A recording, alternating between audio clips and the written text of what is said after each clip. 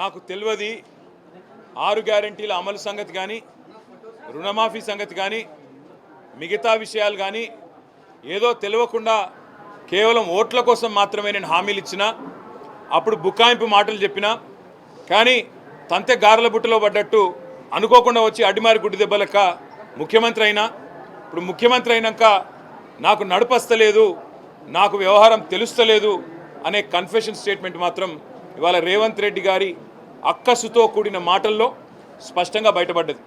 ఆయన చెప్తున్నాడు, మేము అడిగినాం, స్ట్రైట్గా అడిగినాం, 49,500 కోట్ల రూపాయలు అన్నారు కదా స్టేట్ లెవెల్ బ్యాంకర్స్ కమిటీ మీటింగ్లో రుణమాఫీ, మరి 49,500 40,000 ఎట్లయింది ముఖ్యమంత్రి గారు?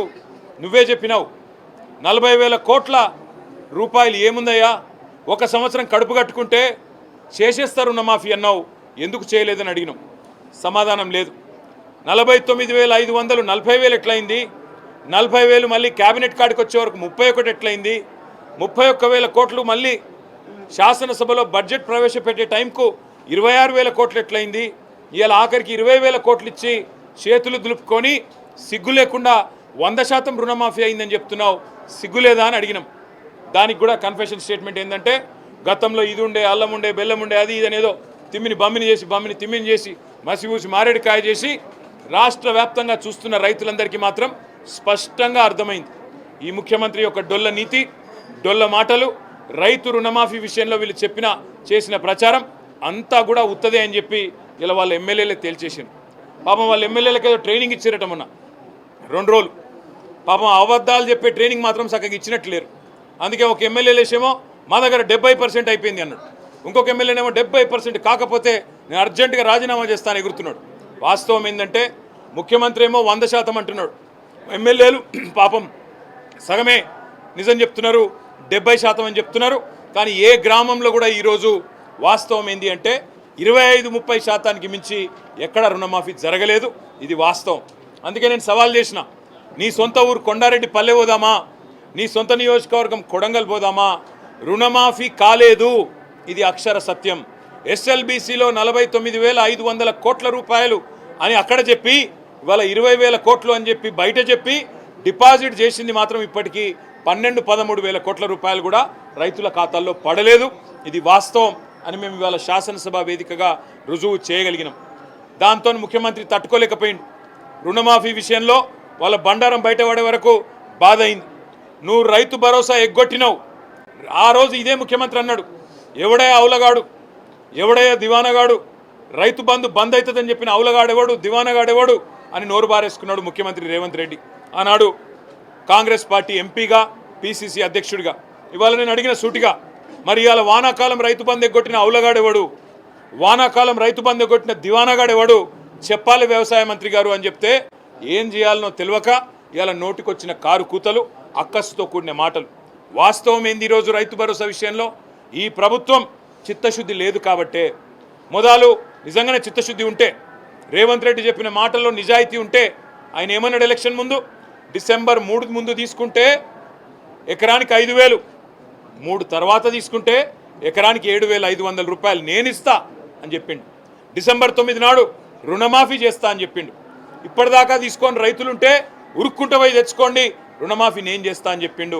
ఇవాళ రాష్ట్ర రైతాంగం తరపున అడుగుతా ఉన్నాం బీఆర్ఎస్ పార్టీగా, ఏమైనాయి నీ మాటలు?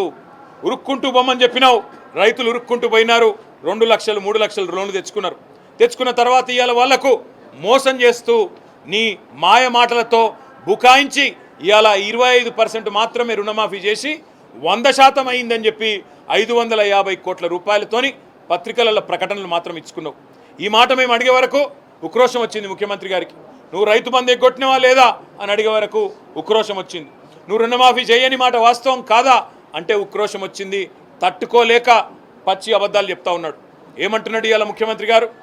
కేసీఆర్ గారు 11 విడతలుగా ఆయన ప్రభుత్వంలో 72,000 కోట్ల రూపాయల రైతు బంధు ఏదైతే డబ్బులు నగదు బదిలీ పథకం, భారతదేశంలోని అతిపెద్ద నగదు బదిలీ పథకం, అది సక్సెస్ఫుల్గా అమలు చేసిండో దానిని కూడా ఈరోజు బదనాం చేసే ప్రయత్నం ఈ ప్రభుత్వం చేస్తూ ఉంది. 22,000 కోట్లు దుర్వినియోగం జరిగింది, పక్కకు పోయినాయని చెప్తున్నారు. అలా ముఖ్యమంత్రి మాట్లాడిన మాటలు ఇవ్వాలి ఎవరని వింటే నేను మీడియా మిత్రులతో కోరుతా ఉన్నా, ముఖ్యంగా దయచేసి ఆయన ఏం దేవుడు కాదు, ఆయన చెప్పింది ఏం భగవద్గీత కాదు, బైబిల్ కాదు, ఖురాన్ కాదు, మన్ను కాదు, మశానం కాదు. పచ్చి దొంగ, ఓటుకు నోటు దొంగ. ఆయన చెప్పేయని పచ్చి అబద్ధాలు. ఎందుకు చెప్తున్నానో కూడా ఈ మాట చెప్తా.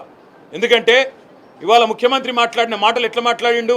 22,000 కోట్లు రియల్ ఎస్టేట్లకు పోయినాయి, క్రషర్లకు పోయినాయి, రోడ్లల్లో ఉన్న భూములకు పోయినాయి. ఎందుకంటే ఆయన మాట్లాడితే మైక్ కట్ కాదు, ఎన్ని అబద్ధాలైనా అలవోకగా చెప్పే అసమాన సామర్థ్యం ఉంది రేవంత్ రెడ్డికి. కానీ వాస్తవమేంది? నేను మంత్రి గారిని అడిగిన 22,000 కోట్లలో ఏమేమి ఉన్నాయని అడిగిన. మంత్రి గారు ఏం చెప్తున్నారు? ఆ 22,000 కోట్లలోనే సాగు చేయని వాటికి ఏవైతున్నాయో అవి కూడా ఉన్నాయని చెప్తున్నాడు. మీకు అర్థం కావాలా? రాష్ట్ర రైతాంగానికి, రాష్ట్ర ప్రజలకు కూడా అర్థం కావాలా? ఇవాళ ఒక పత్తి చేను ఉంటే సంవత్సరంలో 12 నెలల్లో 8 నెలలు పత్తి చేను ఉంటుంది. మొత్తం కంది చేను ఉంటే 8 నెలలు ఉంటుంది పంట. 8 నెలల పంట అది. పత్తి అయినా కంది అయినా 8 నెలల పంట. ఇప్పుడు వీళ్ళ లెక్క ఎట్లుందంటే ఆ మిగతా 4 నెలలు రైతులు సహజంగా ఇడిచిపెడతారు. ఇంకో 4 నెలలకు ఏం చేస్తాం, కూరగాయల పంటను ఇంకోటో ఏం పెడతామని చెప్పి ఇడిచిపెడతారు. ఆ 4 నెలలను కూడా లెక్కలు తీసుకొని అది సాగు కాలేదు, అయినా రెండవ విడత పైసలు ఇచ్చిండ్రు, రెండవ విడత రైతు బంధు ఇచ్చిండ్రు, అవన్నీ దుర్వినియోగమైనని చెప్పి పచ్చి అబద్ధాలు ఈ ప్రభుత్వం చెప్తా ఉన్నది.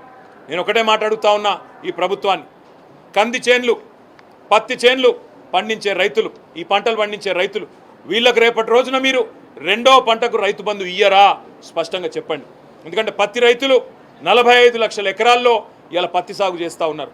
మరి వారికి రెండో పంటకి మీకు రైతు బంధు ఇచ్చే ఉద్దేశం లేనట్టుంది. కాబట్టే ఆ రెండో పంటకు సంబంధించిన మొత్తాన్ని కూడా ఈ 22,000 కోట్లకు నూకి ఇవాళ ఇష్టం వచ్చినట్టు తప్పుడు ప్రచారం చేస్తూ ఉన్నారు. నేను అడిగిన ప్రభుత్వాన్ని, మంత్రి గారిని, మీరు ఆ లిస్ట్ ఇవ్వండి. క్రషర్లు అంటున్నారు, భూములల్లో రోడ్లలో పోయిన భూములు అంటున్నారు, ఆ లిస్ట్ ఇవ్వండి. ఇచ్చినట్టయితే శాసనసభ ముంగట పెట్టినట్టయితే మాకు కూడా తెలుస్తుంది, ప్రజలకు కూడా తెలుస్తుంది, ఎక్కడ ఏ సర్వే నెంబర్లా ఏ భూమికి దుర్వినియోగమైందో తేలిపోతుందని అడిగినాం. కానీ మంత్రి గారు చాలా తెలివిగా ఏం చెప్తున్నారు?